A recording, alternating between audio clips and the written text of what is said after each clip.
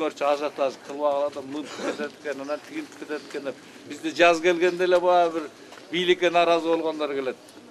Бийликке наразы болгондордун ким? Баардыгы эле бийликке жетпей калгандар.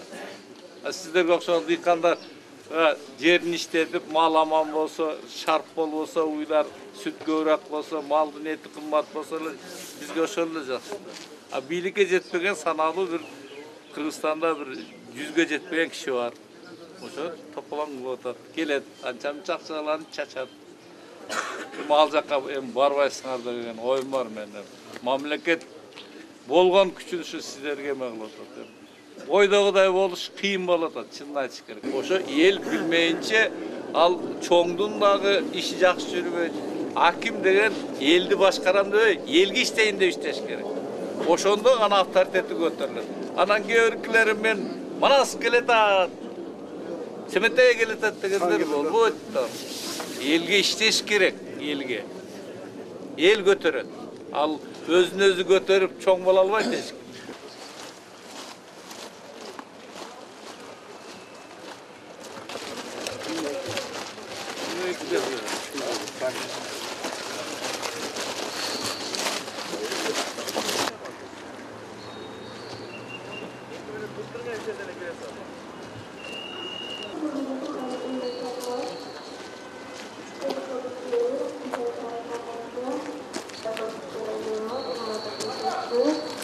Sabır.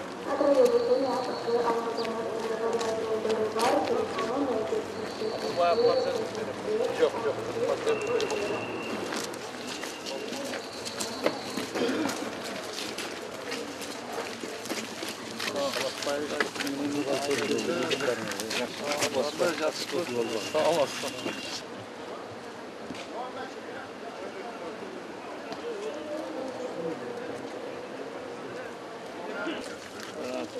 Чоң проекттерге кадай.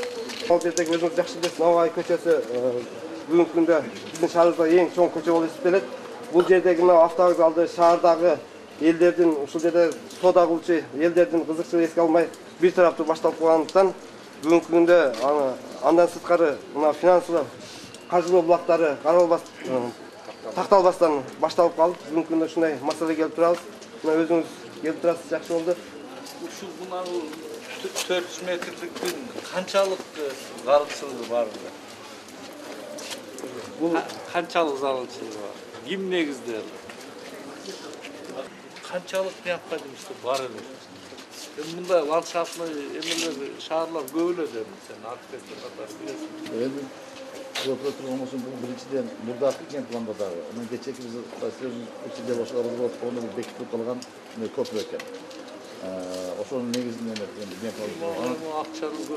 Андан негизги нерсе бул жерде мына астындагы Мажимтал көчөсү, Мажимтал көчөсү. Кен планда каралган бул чоң көчө 36 метр ширинасындагы. Мажимтал көчө азыр сквозной эмес да. Сквозной эмес, тупиковый. Ошол учетно алынган эми требовательный экен да. Андан кийин мына поликлиниканын астындагы жол сквозной болгон. Алда тупиковый. Алда тупиковый болуп турат азыр. Андан кийин мына азыр мына эме ошодун гана азыр сквозной. Ошо сквозной болуп өттү. Бул азыр атын не деп койдуңар бул? Телекабатыр. Андан кийин мына жердеги подземный пешеход мына жок болот дагы. Жок болот булар. Жок болобу? Жок болот да, бул көпүрөнүн астынан өтүп кете берет да. Общий сообщение болот да, мына полный мына немен көпүрөнүн астынан. Мына пустоталар эмне менен заполнить этилет? Мыналар эмне керек? Бул ачык эле отурат алар булар.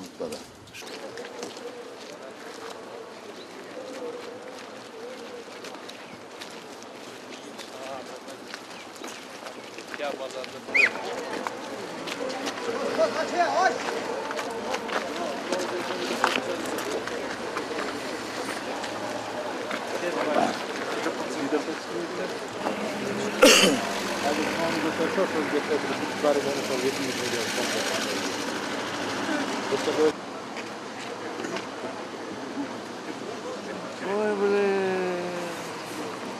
Мажимтал жол паттылды. Азыр анда мына жолуңар самый главный жол болуп калыптыр да. Анда муну эртерээк отметкасына отургузуш керек, бүтүрүш керек. Отметкада турат азыр. Отметкада турат. Асфальт менен канча көтөрүлөт? Асфальт 15 сантиметр.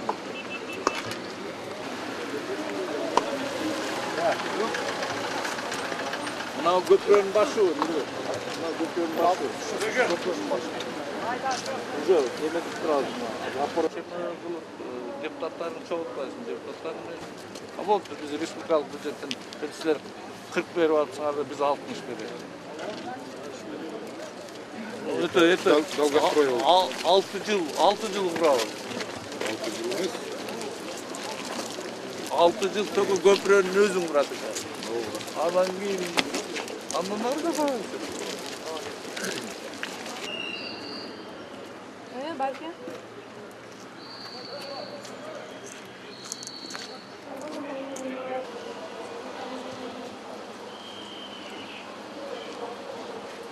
Вот когда должно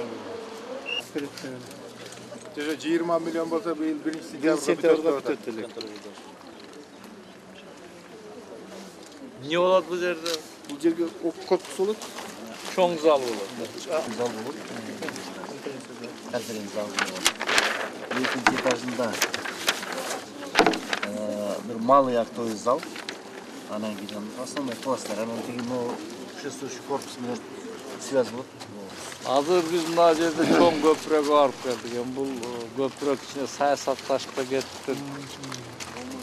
Өтө чоң, чоң проект. Баш аягы 650 метр экен.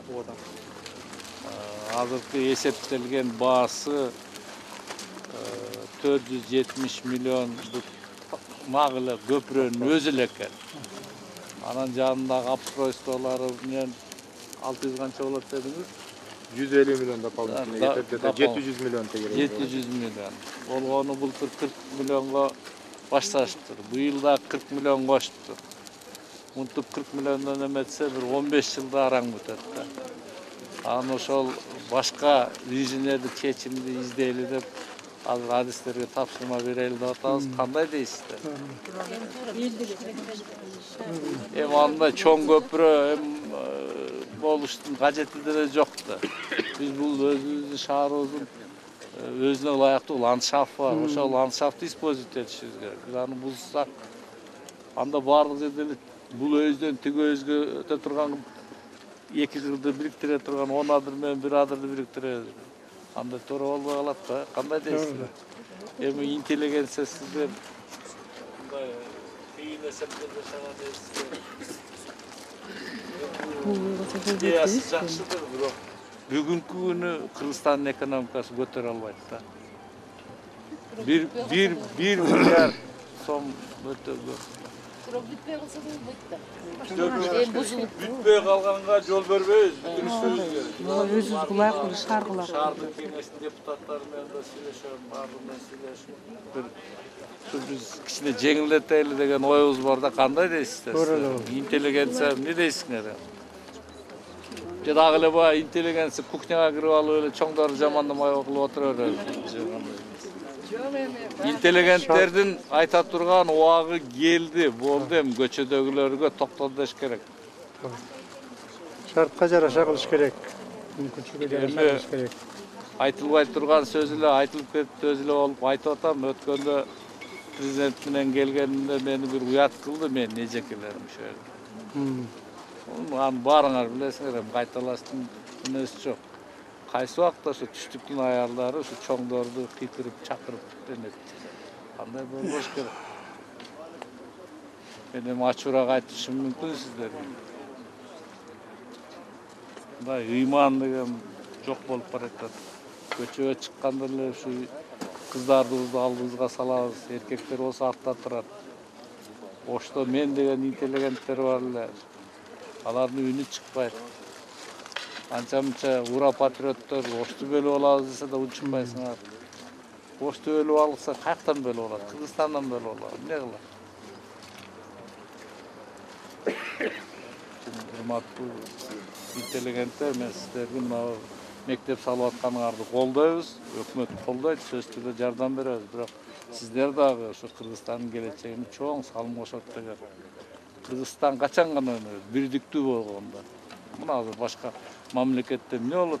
Чыгышы менен батышы, түштүгү бөлүнүп атат. Ошондойго жетели. Мына 2010 жылы мына сиздер бар экен, эл бар экен. Калың эл түшүнүп Biz көп нерсеге жол берген жокпуз. Ошонун баардыгын чыдап көтөрүп эл туруп берди. Азыр да канчанча саясатчылар ушундан дивиденд пайда таба алайын деп атышат. Мындайга жол бербеш керек. Ийгилик каалайм эжеке.